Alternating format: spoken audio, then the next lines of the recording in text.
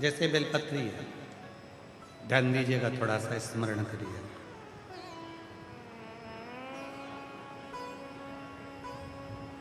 उधर से घुटने तक के बीच का जो भाग है, अगर इस भाग में कहीं पर भी गांठ पड़ी हो, कोई तकलीफ हो रही हो, रजो धर्म से जुड़ी हुई, गर्भाशय से जुड़ी हुई, बच्चाडानी से जुड़ी हुई, या पुरुषों में भी अगर कोई तकलीफ उधर से लेकर जंघा के बीच में अगर कहीं कोई भी कष्ट होता है, उसको मिटाने के लिए नीलांबेश्वर महादेव का नाम ही काफी है। बेलपत्र का मध्य का जो हिस्सा है, थोड़ा ध्यान दीजिएगा, ये जो बेलपत्री का पत्ता है और नीचे के जो दो पत्ते हैं, बीच वाले पत्ते और बीच के पत्ते के दो पत्तों के बीच में थोड़ी सी जो जगह दिखती है आपको, बेलपत्री की थोड़ी सी जगह दिख रही है। इस थोड़ी सी जगह में दुर्वा को रखकर, दुर्वा के साथ में नीलांबेश्वर महादेव के नाम से शिव जी के ऊपर केवल एक ही पत्ते को 7 बार नीलांबेश्वर महादेव, नीलांबेश्वर महादेव, नीलांबेश्वर महादेव 7 बार शिवलिंग के ऊपरी मुख, जो पंच मुख हैं शंकर भगवान के 5 मुख, फिर वो कल वाली बात, एकानंद चतुरानन पंचानन राजे, भोले पंचानन राजे। और वह 5 मुख शंकर भगवान के, पूरब, पश्चिम, उत्तर, दक्षिण, और एक मुख शिव जी का आकाश में। तो नीलांबेश्वर महादेव के नाम से जो तुमने दुर्वा को बीच के स्थान पर रखा है, बेलपत्री को पकड़कर शिव जी को 7 बार नीलांबेश्वर महादेव, नीलांबेश्वर महादेव 7 बार, 7वीं बार में उसको शंकर जी को समर्पित कर कर 7 बार ही लोटे से जल समर्पित करना है।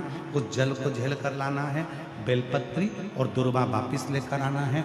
दुर्वा को सुबह, बेलपत्री को प्रदोष काल में चबा चबा कर खाना है, और शिव जी के जल को रात्रि में सोने से पहले पी लेना है। धीरे धीरे अगर गांठ भी शरीर में हो गई होगी या यूरिन से जुड़ी हुई कोई प्रॉब्लम हो गई, तो धीरे धीरे मेरा बाबा उसको समाप्त करते जाएगा और स्वस्थ करते। डॉक्टर का इलाज भी करवाओ, दवाई भी लो, जांचें भी कराओ, और ये सब साथ में करते हुए साथ में बेलपत्री। कौन से महादेव? सब लोगों को नाम स्मरण वापिस होना चाहिए, इसलिए आप बोलोगे तो पड़ोसन अगर कुछ गलत बोल रही होगी तो उसको याद हो जाएगा। नीलांबेश्वर महादेव। आज भी जिस बच्चे को दमा होता है, जिस बुजुर्ग व्यक्ति को, जिस स्त्री को श्वास की तकलीफ होती है, जिस व्यक्ति को दमे की तकलीफ होती है, थोड़ी दूर चलकर हांपड़ी भराने लगती है, हाँप आने लगती है, सांस चलने लगती है, सारा इलाज करवा लिया, सब कुछ इलाज करवा कर देख लिया, तब शिवलिंग के ऊपर 2 पीपल के छोटे छोटे पत्ते पिपलेश्वर महादेव के नाम से शिवलिंग के ऊपर रखे जाते हैं। 2 पत्ते पीपल का, और 2 कटोरी में जल लेकर पदम और पिंगल, शिवजी के कानों के दोनों कुंडलों का नाम लेकर पिपलेश्वर महादेव के नाम से शिवजी पर दोनों कटोरी का जल या दोनों लोटे का जल उन दोनों पीपल के पत्ते पर चढ़ाया जाता है। उसको कटोरी में झेल कर लाया जाता है, सुबह, दोपहर और शाम।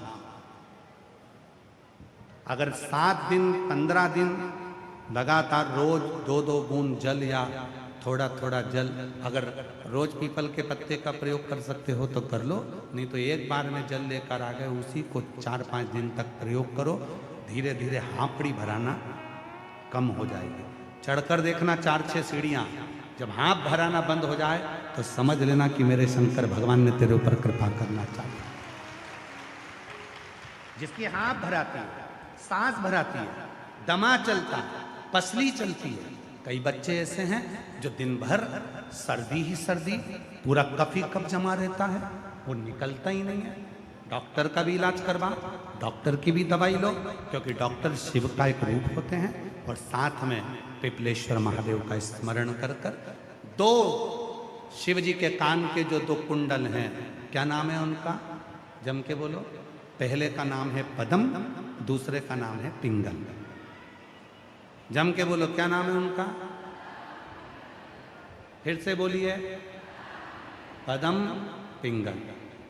दो, जैसे ये शिवलिंग है, इस शिवलिंग पर दो छोटे छोटे पीपल के पत्ते रखकर 2 लोटा जल दोनों हाथों से पदम और पिंगल का नाम लेकर पत्ते रखोगे तो पिपलेश्वर महादेव के नाम से।